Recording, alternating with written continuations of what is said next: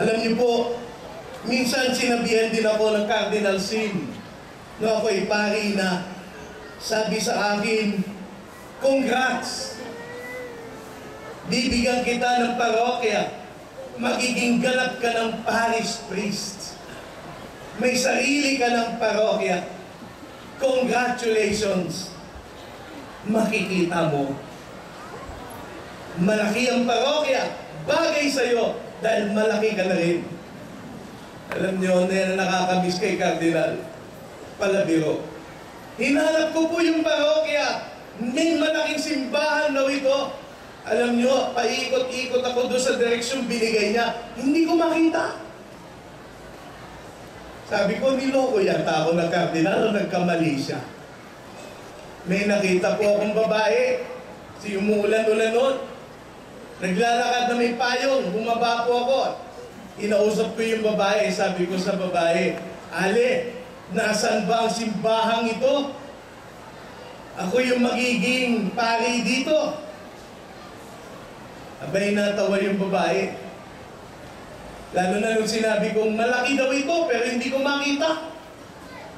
Tinignan niya ako na mabuti, para bang naghahanap siya kung baliw nga ako. Tapos sabi niya, Father, kung pari kayo, nakaharap na kayo sa simbahan. Sabi ko, wala naman simbahan dito. Niloloko mo ba ako? Sabi niya, tingnan mo yung sa likuran ko, may karatula. Pagkalaki-kalaki ang billboard, merong malaking drawing ng simbahan. Nakalagay nga yung simbahan, San Isidro Labrador Parish. Pero sa ilalim, pagkalaki-laki din, nakalagay doon, soon to rise. Diyos ko, itatayo pa pala. Talaga naman ang Cardinal Sin na walang hiya ako. Pero alam niyo po, nung ako'y magmisa, kasi makeshift pala, ginagawa pa, under construction. Sabi ko, excited na akong makita ang mga parishioners ko. Alam niyo ho, nung tinawag na ako para magsimula ng misa, nagulat ako. Sabi, 5 tao ang nagsimba. 3 pato at 2 manok. Sabi ko, ito na yung nagsisimba dito. Sabi niya, Father, personalize dito ang misa namin. Madalas ho, kasi Sabado yun ang gabi, madalas ho, kapag hindi linggo, 2 lang kami nung pare. Sabi ng commentator, kaya sinasabi ko kay Father, pag sinabi niya sa akin, sumayo ang Panginoon, sinasabi ko dito, sumayo rin Father. Itaas ang puso sa Diyos, nakataas na Father. Tapos na misa, tara na Father. Kaya pag meron silang nagsisimba, tuwang-tuwa siya kahit 2 o 3 o 5 lang. Kasi nagagampanan niya pagiging commentator.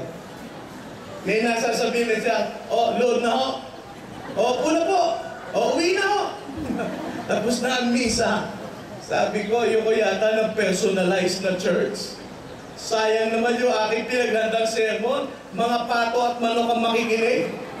Kaya sabi ko nga, mga kapatid, mga pato, mga manok, sumainyo ang Panginoon.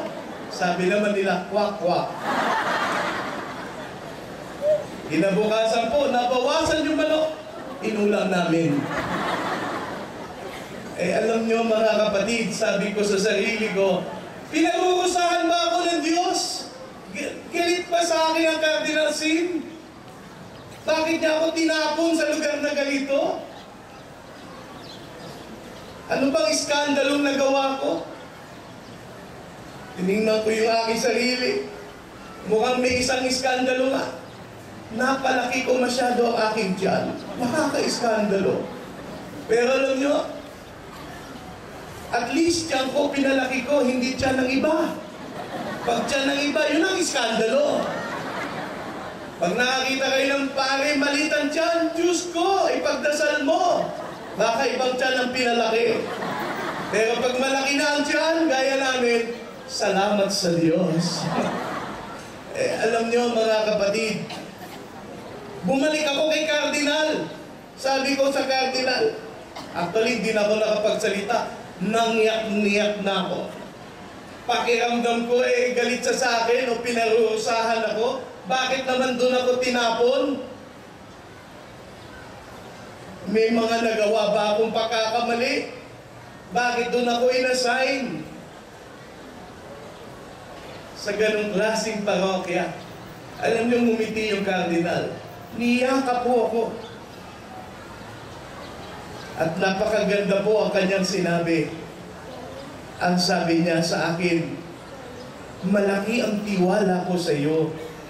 May magagawa ka sa pamayanan na yan. Makikita ko. Mga kapatid, inabutan niya ako ng pera. Sabi niya sa akin, eto, bumili ka ng sasakyan. Iparapol mo para meron kang paggagawa ng simbahan na yan. Tuwang-tuwa po ako. Mas lalo ako naiyak. Kaya lang nung binilang ko yung pera, 50,000. Tricycle lang yata ang kaya kong bilhin noon. 50,000? May sasakyan ba 50,000? Abay, mangungutang pa ako. Pero ganun ang Cardinal. Malaki ang tiwala niya, sinlaki ng 50,000.